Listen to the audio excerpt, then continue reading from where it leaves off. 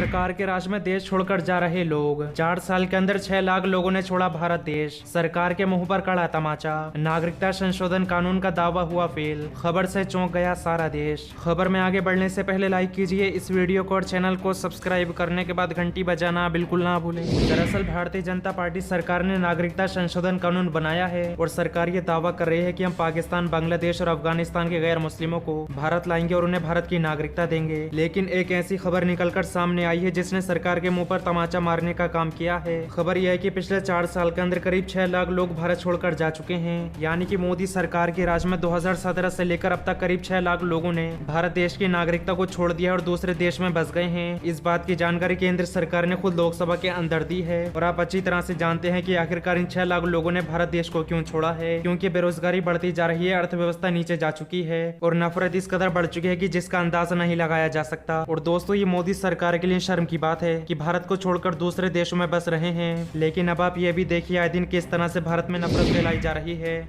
जय श्री राम, जय श्री राम। गर्व से कहो हम हिंदू हैं, हिंदुस्तान हमारा है, गर्व से कहो हम हिंदू हैं, हिंदुस्तान हमारा है। देश का दल, बजरंग दल, देश का दल, बजरंग दल। ये आपकी सबकी युवा शक्ति है। यहाँ पर कोई पैसे की लालच में नहीं आया हुआ, यहाँ पर कोई बहका के नहीं लाया गया, यहाँ कोई बीमारी का इलाज करने नहीं आया हुआ। ये जितना हिंदू खड़ा है ये सब अपनी कर्तव्य का पालन करने आए हैं, अपने धर्म की रक्षा का पालन करने आए हैं। अगर जो लोग यहाँ पर ये भूत पिशाच निकटने यहाँ भी बता रहे थे भाई साहब, भूत पिशाच वाले कहते हैं कि इनमें मानवता बहुत है। मैं ये पूछता हूँ, अगर मानवता है तो जब अंग्रेज जो थे वो भी क्रिश्चियनिटी में थे, वो अंग्रेज जो क्रिश्चियन थे उन्होंने हमारे साथ क्या क्या अत्याचार किया, क्या उसे मानवता कहते हैं क्या?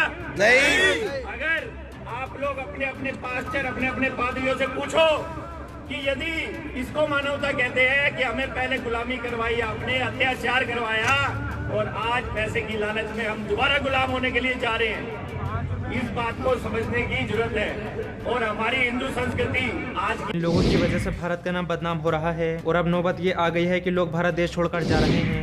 बढ़ते हैं अगली खबर की तरफ। कृषि कानून की वापसी पर बोली महुआ मोइत्रा। किसान मोदी पर भरोसा नहीं करते इसलिए अपने घर नहीं जा रहे हैं। दरअसल प्रधानमंत्री नरेंद्र मोदी ने ऐलान के बाद आज संसद के दोनों सदनों में किसी चर्चा के कृषि कानून की वापसी बिल को पास कर दिया है। इस मामले में मोदी सरकार एक बार फिर से विपक्षी दलों के निशाने पर है। दरअसल विपक्षी दलों का आरोप है कि सरकार संसद में चर्चा करने से डरती है, इसी वजह से बिना बहस के कृषि कानूनों को रद्द कर दिया गया है। टीएमसी नेता महुआ मोइत्रा ने मीडिया से बातचीत के दौरान प्रधानमंत्री नरेंद्र मोदी पर तीखा हमला बोला है। उन्होंने कहा कि देश के प्रधानमंत्री नरेंद्र मोदी ने जनता के नाम संबोधन में ये कह दिया कि वे तीनों कृषि कानूनों को वापस ले रहे हैं। लेकिन अब बीते कई महीने से किसान आंदोलन कर रहे प्रदर्शनकारी अपने घर को वापस नहीं गए हैं, क्योंकि प्रधानमंत्री नरेंद्र मोदी पर किसानों को विश्वास है ही नहीं। ये वही प्रधानमंत्री नरेंद्र मोदी हैं जो कहते थे कि ये मेरा बड़प्पन है कि मैं ऐसे ही बिल लेकर आया हूँ। आज वही कह रहे हैं कि ये मेरा बड़प्पन है कि हम इन कृषि कानूनों को वापस ले रहे हैं। ऐसे कंफ्यूजन में कोई इन पर विश्वास कैसे कर सकता है। हमारी पार्टी की मांग है कि संसद में इन मुद्दों पर चर्चा की जाए, क्योंकि किसानों के मुद्दे थे जिनमें से एक एमएसपी भी है।